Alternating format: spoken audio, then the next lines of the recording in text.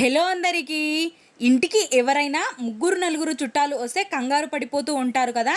అలాంటి వాళ్ళు ఇలా నేను చేసిన ఎగ్ మసాలా కర్రీని చేయండి. చాలా ఇష్టంగా తింటారు. ఈజీగా కూడా అయిపోతుంది.